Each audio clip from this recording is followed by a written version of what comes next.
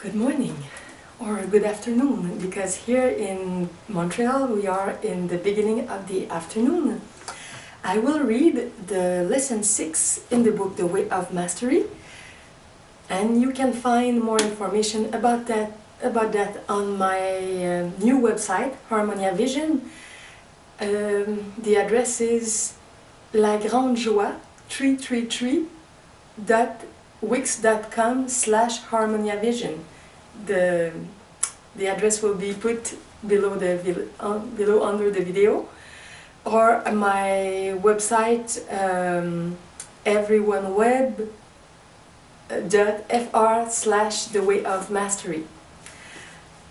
Okay.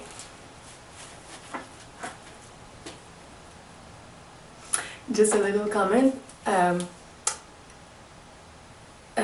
I took some time this morning to write some answers by email to David, a man who is in my group of students or of people who want to teach in spirituality. And we stopped to put all our emails on the web, but we discovered another form, another way to function together. With every email, every question that he sent to me, I answer, and he put that on Word document, like a book in progress. So his questions and my answers are archived there, and he sent me the new document with each new question, so the document is always just at the right place with all the questions until the last one. So if one day he doesn't want to continue to learn with me, we will have our book together. So in some weeks or months, we will put on our respective websites this book. It will be free for people, and you will have all our communications, all the help that I give to him by my answers, and all the spontaneity, the very new energy that he brings. So I'm glad to live this exchange with him, and I will be able to share that in some months, for example. Okay.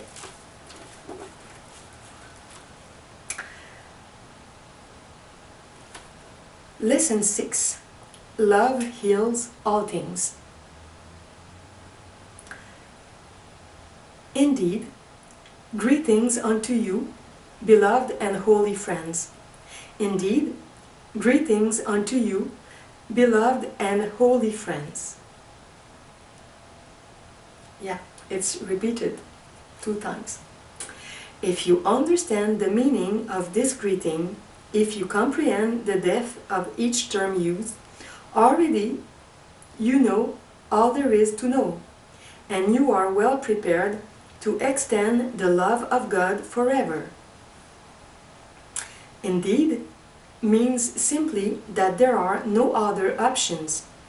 Greetings unto you means salutations to that one created of the Father or the Mother before all things, for I bow down before your radiance. Beloved and holy child of God. Indeed, beloved of God. Indeed, beloved of every molecule in your physical universe. Indeed, loved of your Holy Mother, this precious earth. Indeed, loved by anything you can imagine that has ever existed or ever could exist, that has extended itself from the heart and mind of God. You are the beloved, pure and simple. And again, there are no options. Holy because you are whole. Not because you have earned that holiness, but because it is that which is the truth from which you are extended forth forever. Because you are made in the image of God. Because you spring forth from the mind of God. You are holiness itself each time you set aside the temptation to dream a useless dream and walk this earth as Christ. Beloved and holy friend, a friend is not one lesser than myself. A friend is one who walks in perfect equality with the grandest of masters, whomever you might conceive such a master to be. A friend is one who chooses to look upon another and see only the face of Christ therein. There is no one who shall receive these words who has not already looked upon me and seen the face of Christ within. And likewise I look upon you and call you friend. For when I look upon you, I see not the very momentary dreams that you seem to think are lasting so long. I see only the radiance of that which the Father or the Mother has extended out of love. I see only that which has neither beginning nor ending. I see only that which knows neither birth nor death. I see only that which has no limitations. I see only that the light of which is already extended throughout all dimensions and all universes. I see only my brother and my sister, and I see not a trace of inequality between us. Yet I do recognize that within your dream it appears to you that I have gone ahead just a little bit. At times, within your hearts, there is a longing to follow me.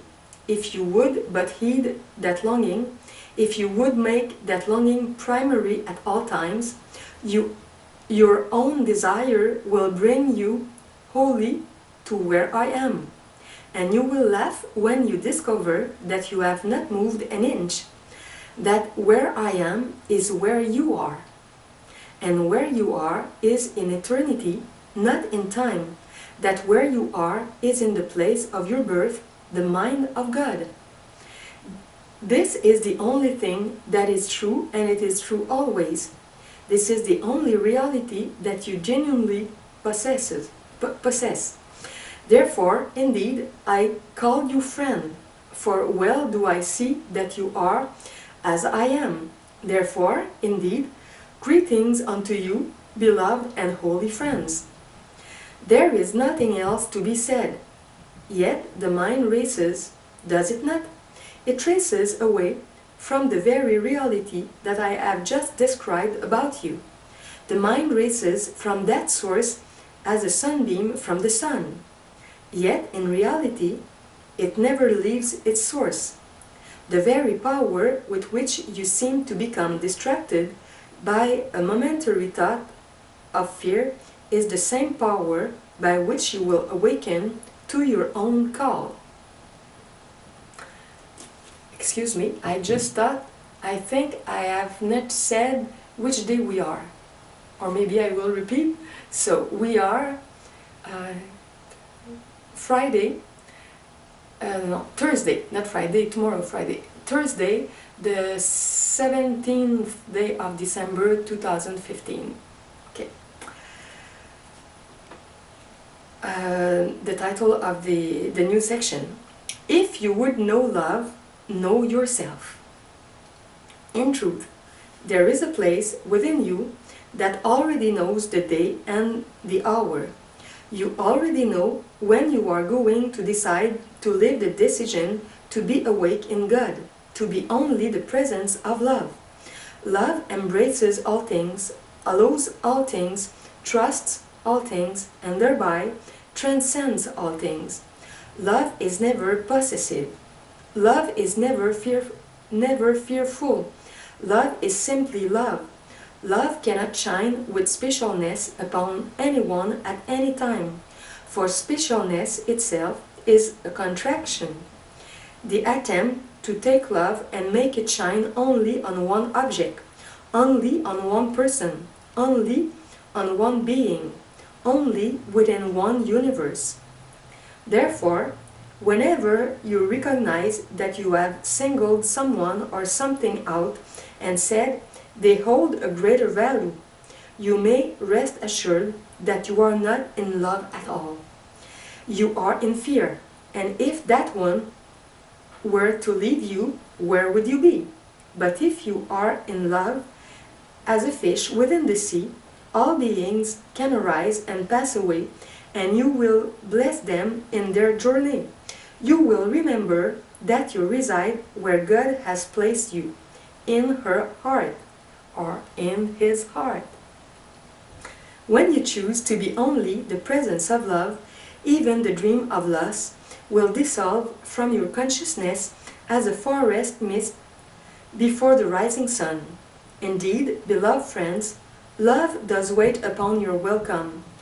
Yet you cannot welcome love by waiting for it to be brought to you by another, not even by me.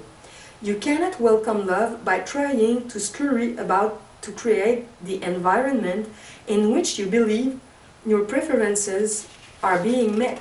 You cannot welcome love when that welcome is attached or linked to any phenomenal thing, anything that has been birthed in time. Love can only be welcomed where love truly resides, and love resides within you as the core and the source of your very being. Therefore, if you would know love, know yourself. Embrace the truth about it, and the truth will set you free. Then, indeed, love will flow through you, like the great sunlight that comes to nurture this beloved earth. The love that flows through you will be unimpeded. It will not meet an obstacle. You will look upon whomever is in front of you, and you will know that they are sent unto you of the Father. The Holy Spirit has guided them to you, because through you, love can be given in a way that begins to touch the place of their awakening. That is why you are but the servant of love. That is all that life is. When you choose to surrender, to give up the game, to give up the dream of trying to resist the truth that is true about you always, you will become a mere channel, a mere conduit. You will become no more a seeker, for you will have decided to have found. When you have surrendered the last vestige of an insane possibility of contracting away from the truth, when you have given that up, love will flow through you. But notice that if it flows through you, it must first flow to you. Therefore, seek always to receive in order to give. For what can you give another if you have not yet received it to yourself?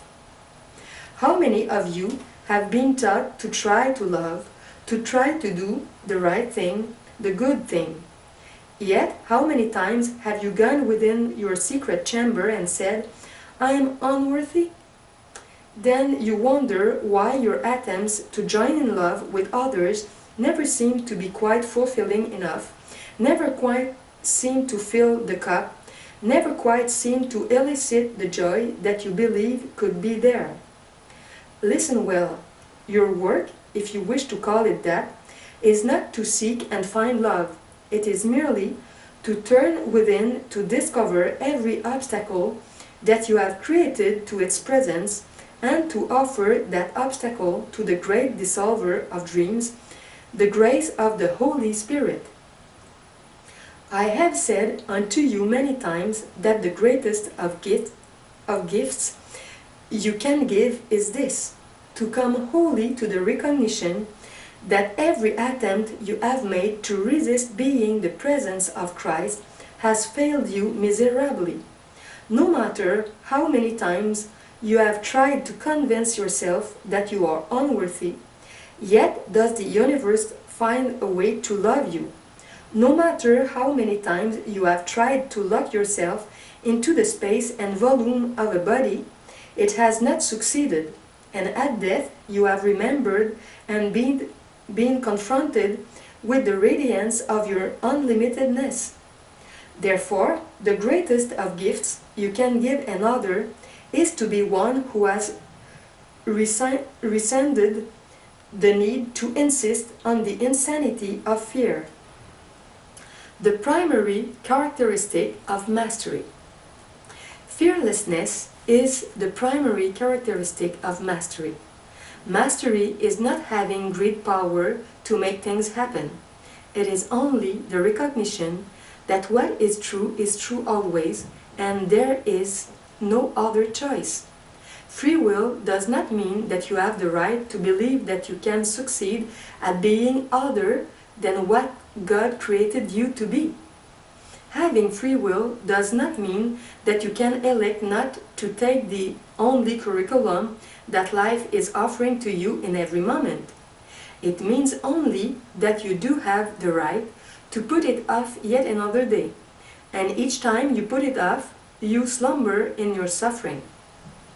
But when you elect to take the only curriculum that matters, when you elect to use the power of your free will to say, "Now, from this moment on, I will no longer tolerate error in myself.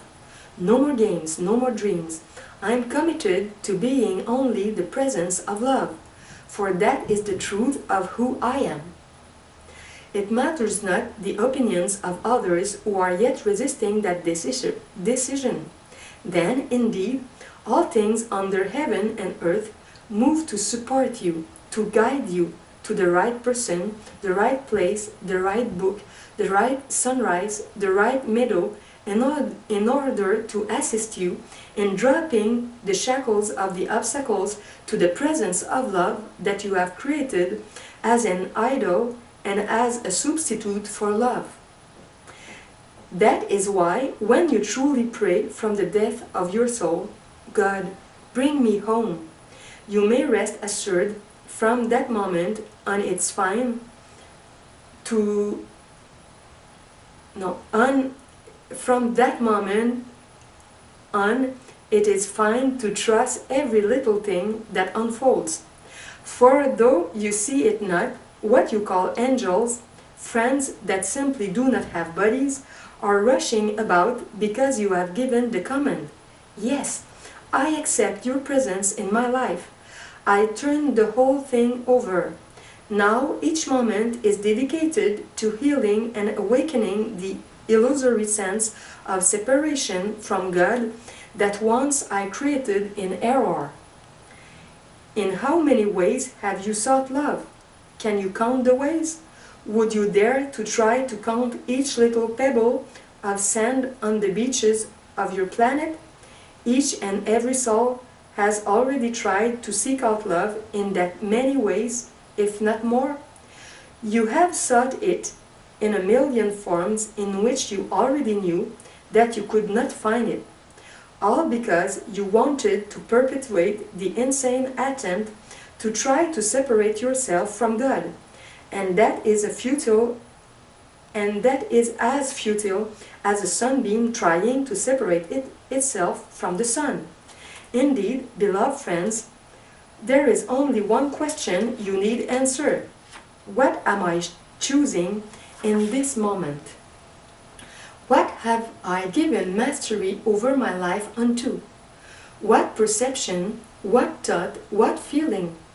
Feeling merely flows from the thought or the perception you have chosen.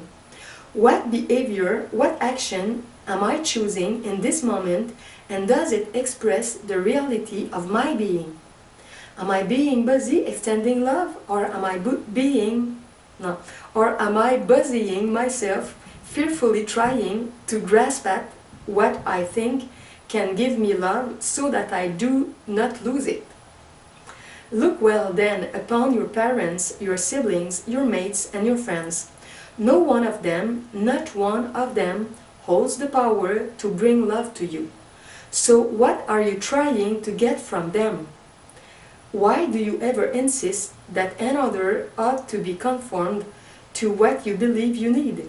It is futile, 100% absolutely, positively futile, to seek love in relationship with anything or anyone. It is, however, quite appropriate to extend love in each relationship with everyone and everything. But the extension of that love requires that you have awakened to the truth that the only relationship that truly holds value is the relationship between you as the soul and God as your creator. Imagine a light bulb in one of your fixtures that looks out from its little filaments and says, "Well, I hope the person that just walked in the door is the right one. If I could just reach out and grab them, maybe my own light would come on." It is not a lot easier to simply take the cord and plug it into the right socket?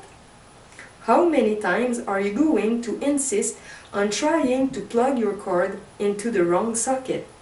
"Well, that one didn't work. I'll try this buddy. I'll try this person. I'll try this career." Not getting very much juice from that either. And then you get angry because it is not giving you enough juice, or it gave you enough juice yesterday, but not today, so it must be its fault. There is one little teeny socket into which you can plug your cord. It is the only one that it fits in, and it is the only socket wired to bring you the flowing and living waters of grace. That socket dwells only within your heart. Not the physical heart, but that which is symbolized by the physical heart, the core of your very being. But how many times in each day do you check to see that the cord is still plugged in? How many times do you remember to ask yourself, "Is my commitment to love, or is my commitment to fear?" Fear is the act of disconnecting your cord from the only socket that can truly satisfy you and running about trying to plug it into somebody else or something else's.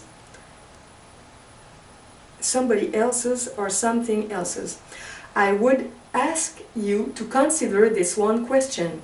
As you look upon the whole of your experience, has it ever worked? Can it ever work? Imagine trying to hold flowing water in the palm of your hand by squeezing the fingers together. How much are you left with? Does it not just run through the fingers no matter how hard you try? It finds the little holes and it flows away. You open your hand and there is not enough left there to wet the tongue. Yet each time you have looked upon another, whether parents or sibling or friend or mate or teacher or whatever physical person or object, and tried to plug into that socket to get the juice you believe you need. That is just what you are doing. And you literally end up squeezing the life out of the relationship itself.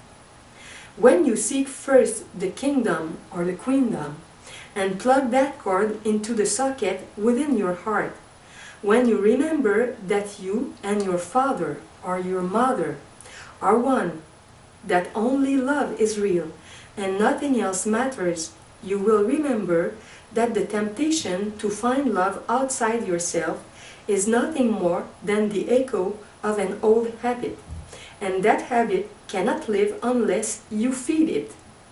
Therefore, feed the only habit that matters, the habit of remembering that the truth is true always, regardless of what is passing before your physical eyes and before your mind, in all comings and goings, in all birth and death, in all arising and passing away of universe after universe after universe. in the midst of a flat tire or a sudden rainstorm, nothing holds value except your relationship with your Creator. When you have experienced in relationship with anyone or anything a moment of bliss, a moment of a peace that forever passes all understanding, a moment of fulfillment so sweet and so sublime that no word could touch it, much less express it, what you have experienced is only the flow of the love of God through you. That person or thing did not cause it. It was caused because for just a moment you stepped out of your drama, you stepped out of your dream and allowed the truth to be lived. Then, of course, you tricked yourself into believing, God, that was so sweet. That was the best thing I've ever tasted. It must have come from you. Get over here. I need you. If ever you believe you need anything or anyone, rest assured, in that moment you are living in delusion. All you need is love. It's like in the song.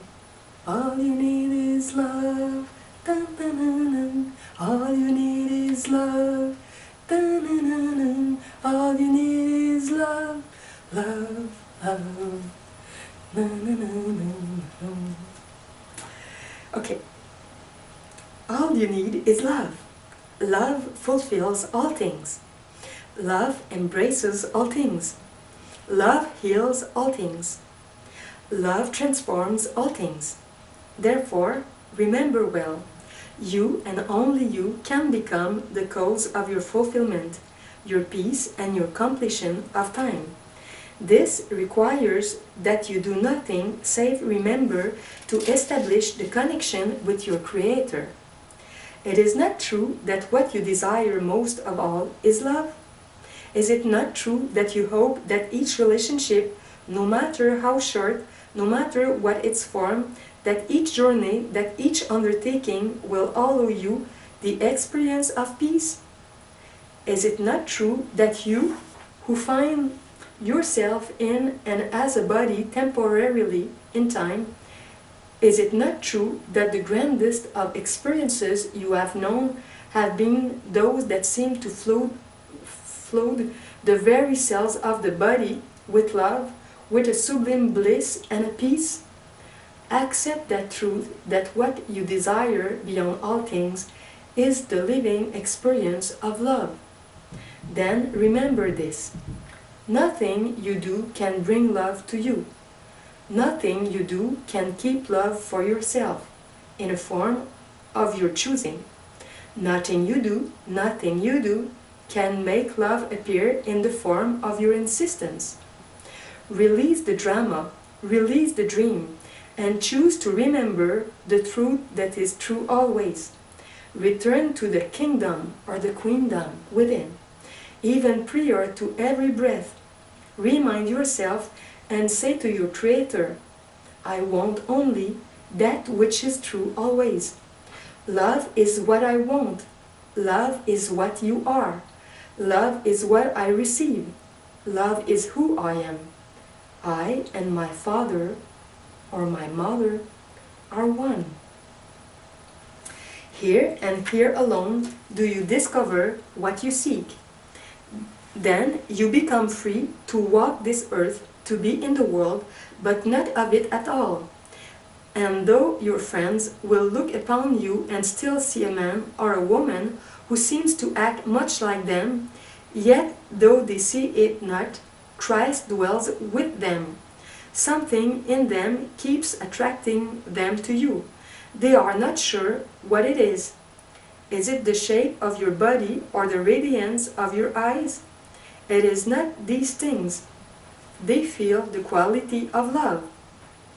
Can you imagine walking upon this earth and no matter where you are, feeling as though every wisp of cloud and every blade of grass and all good things under heaven and earth were already residing with you within this sphere of your countenance? Can you imagine walking upon this earth and sensing that the light from the farthest of stars that shines during the night is already within you, that the whole of creation was held in the palms of your hands? Would there be room yet to convince yourself that there is something you lack, something you need, that the restlessness you feel must be valid? In truth, you are like one who has been given a perfect treasure, a priceless jewel. You have placed it into your pocket and forgotten that you possess it. So you run around trying to look into everybody else's pocket. You have tried to seduce certain ones to surrender so that you can own the clothing and therefore try to possess the jewel that you hope is in their pocket. But the great truth is that you cannot possess love until you set it free. You cannot move into holy relationship with anyone or anything until you give up all trace of need to possess it. When your only desire is love, you will be willing to set anyone free, to support him or her in their own journey, no matter what it is or what it takes. You will never feel your love waver.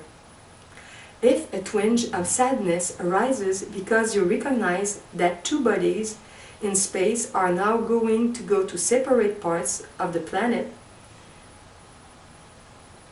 as that twinge arises, you will recognize it as the effect of a mistaken perception. You will move within to the place in which all minds are joined. You will remember that your fulfillment does not rest in gaining love from another, but in giving love to everyone. If indeed you would know the truth that sets you free, heed each and every word that is being shared.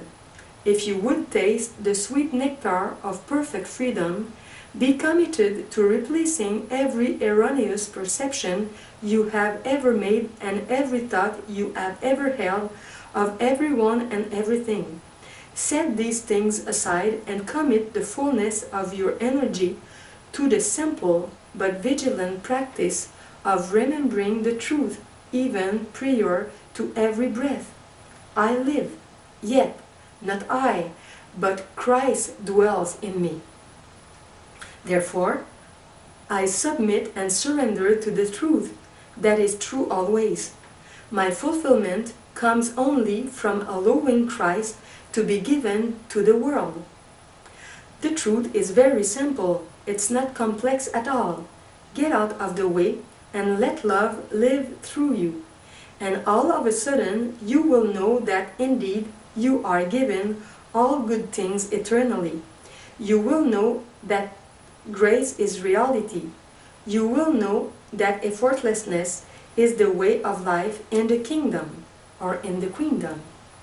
But effortlessness does not mean that you do not feel, for you are in a dimension of feeling.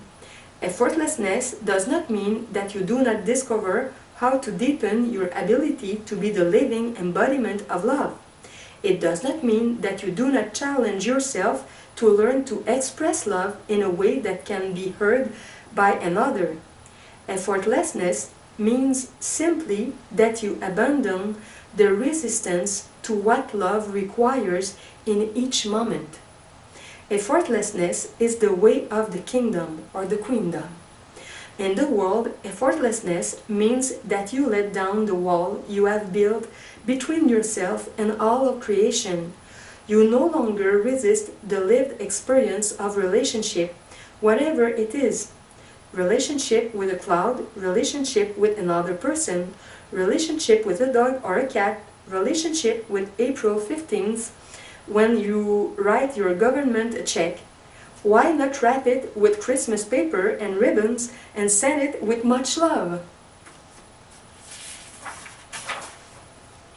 When you have learned to release the barriers or the walls between yourself and whatever is in front of you, when you open the door to your chakras, the body's energy centers, and simply allow love to to be lived through you when you look upon another person or another situation or another thing and realize that nothing in this world has the power to hurt you and nothing in this world has the power to take anything from you, you are free. If you remember to extend love, then you are free. You have transcended birth and death. The seeker is no more and only Christ walks this earth. Feeling is the doorway to love and freedom. If your commitment is indeed to look within and discover each and every obstacle you have ever created to the presence of love, why do you resist feeling those things? For, well, has it been said to you that on just the other side is the very love you seek? Deny not the role of feeling in this dimension, for feeling is everything. You cannot even know the presence of God unless you feel it. You cannot think about the presence of God. You cannot insist on a belief about the presence of God. That does not do it. That does not fill your cup. Feeling fills your cup. Feeling unbridled, unblocked, unobstructed feeling is the doorway to that love that sets you free. Therefore, when you say, I don't want to feel this, rest assured you are truly saying, yes, the doorway to the kingdom or the queendom of heaven is right in front of me, but if you think I'm going to open it, you are crazy. It's not worth it anyway. What is worth it is protecting the substitute I have made. I have called this the ego, the false self, and what I call the envid, the opposite of the world divine. What I once described to you as a gnat shouting at space, that's what I'm committed to, and I'm going to protect this thing. Give up heaven to protect this useless little thing? Oh yes, you'd better believe I'd be willing to make that sacrifice. What's heaven anyway? A bunch of love stuff? A bunch of people running around in bliss? Some of them without bodies, hanging out in unlimitedness, fearlessness, and utter fulfillment? Who needs it? Oh, but this little gnat of mine, oh, I'm going to make it shine. How many times have you tried to make that little gnat shine? For instance, everybody notice it's shining. Please notice how great I am. I'm making my gnat shine. Listen to my willing and my complaining and the lamenting, the great sadness. Oh, how grand my gnat is. Meanwhile, the love of God flows through a multitude of universes and creates forever even new universes, and the love of God does not even notice the gnat at all. No one is paying any attention. Your friends around you do not want to pay attention, although sometimes you corner them and they have no choice. But those of us without bodies, do you really actually think we waste our precious eternity taking your attempt to make the gnat shine seriously? Indeed, because we love you, we give you the space, and we honor your free will to be as little and as miserable as you wish. We will wait until you choose to come once again into the greatness in which you truly reside. We never withdraw our love from you. We simply look through your storyline because what we wish to love is the Christ that dwells within you. What day and hour will you decide to love yourself as God has first loved you? To truly, once and for all, make the decision to live. For until you decide to live with and for and forever from the mind of Christ, life has not yet begun. Right away, the mind reacts. Oh my God, that's a bit of a blow, isn't it? Look at all the experiences I've had, Yeshua. How can you tell me I haven't lived? Why there was this drama, then there was that drama, then there was that drama over there. Don't you remember 17 lifetimes ago when I did this and then I did that? I struggled through that one and I've struggled through this one. I have lived. No, you have dreamed.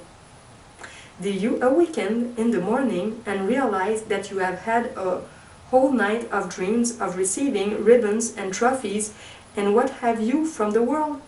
And then say, that was very real. The trophies must be out sitting on my kitchen table. While you dreamt, it felt real enough. And that is the quality I am speaking to here. If you wish to take this as an affront, it is perfectly fine. It will not disturb my peace at all. Until you fully decide to come into life as the presence of Christ, as the presence of love, and to own each moment of your experience as wholly self-created, for no other reason than that you have chosen it from the perfect and infinite freedom of your unlimited being. Life has not yet begun. When you look upon all things without judgment through the eyes of forgiveness, when you decide to embody only the reality of love, no matter what anybody else is doing, that is when life begins. As of this date on your calendar, there have only been a handful of beings who have truly lived life upon this plane, a very small handful.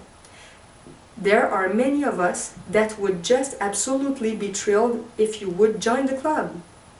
I will let you in on a little secret.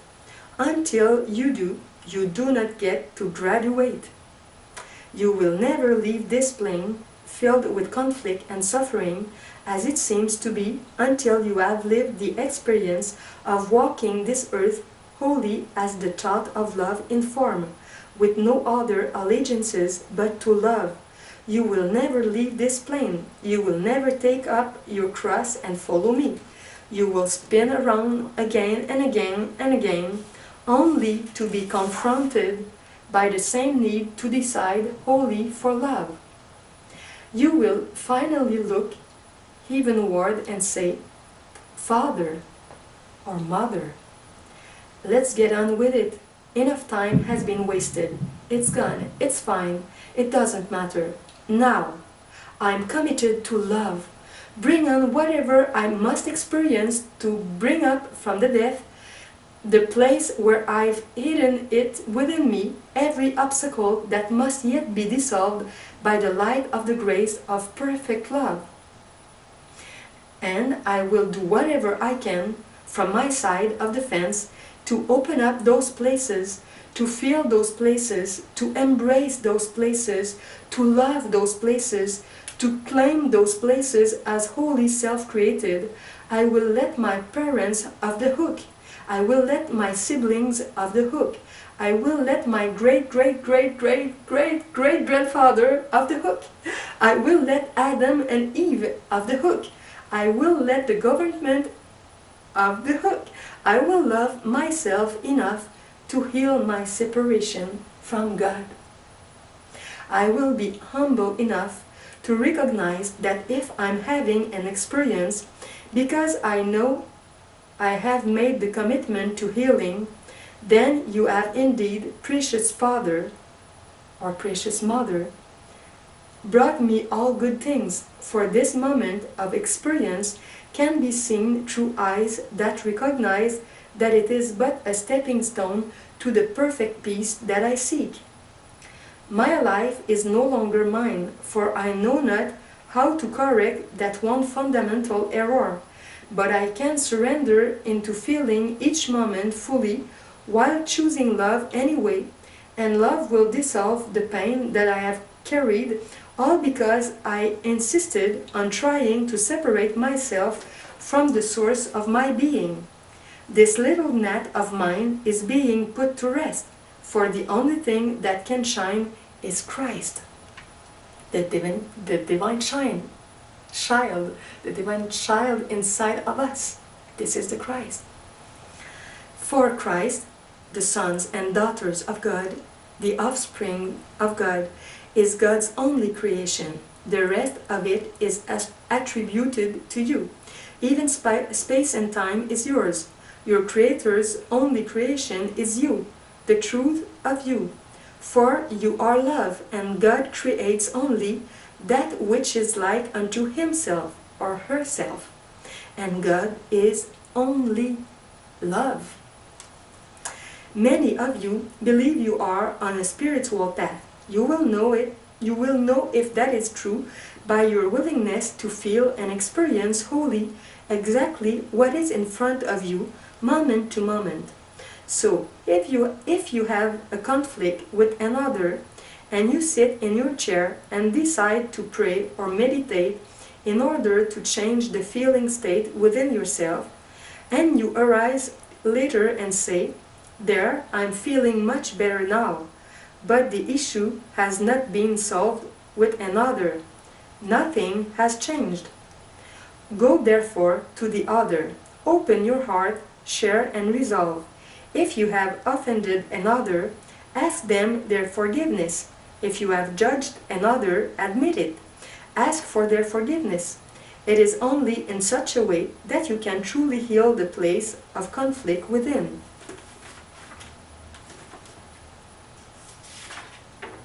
One page and a half until the end. Beloved friends, the essence of this lesson is quite simple. Where are you now? Are you willing to allow yourself to see everything around you and within you as the doorway to the kingdom or the kingdom of heaven? Waiting only for you to acknowledge its presence and to open it? Are you willing to truly be right where you are, wholly right where you are? And the mind says, well, of course, I'm on a spiritual path. Rest assured, if you look well into your feelings and find any trace of resistance, you have not yet made the necessary commitment that gives you the power to open that door. Only through feeling do you awaken. Feeling is the message of this lesson, for it is only through feeling that you truly awaken. Concepts and ideas can begin to direct the mind to believe that there is something out there that is attractive, that might even be better than what you have been doing before. But concepts and ideas do not in themselves open the door. They are symbols, and that is all. A symbol cannot quench your thirst. It is only at the level of genuine feeling that you can once again know the presence of God who dwells within you, around you, and through you even now. Feel what you have created as a substitute for the truth. Own it, look upon it, and then let it go. Learn that regardless of what choice you may have made in the past, once you have embraced it, once you have felt it, you remain perfectly innocent and imbued with the power to choose again, to feel, to learn once again, to feel the glorious warmth that permeates the kingdom of heaven, or the kingdom of heaven. Nothing you do with time can match the importance of what we have shared in this lesson. Nothing you do in the field of time holds a candle to the incredible gift that is waiting for you. Therefore, use time constructively by deciding to love, that love may teach you of itself. Indeed, beloved and holy friends, when you have done this, you will find yourself translated into a form that could never possibly be contained by the space and volume of a physical body. You will look upon this entire dimension as a mere temporary learning device. You will set it aside as a child sets aside a toy that has been outgrown. but you will do it with deep appreciation and love for the toy that you have played with for so long. You will carry with you a deep sense of gratitude for everything this physical dimension has brought to you. There will be not a molecule of beingness within you that will feel any resentment, any longing, any anger, or any remorse for anything. All of your experience will have become wholly acceptable to you, for it was by such experience that you were finally driven to want only the truth. From this day forward, you will never again be able to truly convince yourself that all of your attempts to stay distracted or conformed to the world are really accomplishing a thing. You will find that your mind begins to penetrate the unconscious habits you have created in an attempt to hide from what must yet be felt. You will know perfectly well when you are simply deluding yourself. You will start to smile and say, "Oh yes, there I go again. Might as well set that aside and plant my feet firmly on the ground and indeed live with passion from the truth of the kingdom of heaven or the kingdom of heaven." In that way of the heart, we will speak ever more directly and even more forcefully to you, for the time comes quickly when this planet will not be willing to tolerate untidy house guests that are not willing to vibrate at the frequency of being toward which the planet herself is preparing to move. Therefore, be not caught by coming home one day and discovering that the landlord has changed the locks and you have not a place to rest your head. Rather, become the living embodiment of love and journey with your Holy Mother or your Holy Father into an entirely new dimension of being, and never forget to sing, laugh, dance, and play along the way. Be you, therefore, at peace, beloved friends. Amen. Just a little comment about the dance, about dancing. Sometimes I put some very beautiful music, instrumental or with words that I love, and I dance, I move just like I love to move on the music spontaneously. It's what I call, en français c'est de la danse d'improvisation, improvisation dance. When I was younger, in primary school and secondary school, once a week I had a course of ballet, and after modern dance when I was a little older, and every 2 years we had a show in front of people.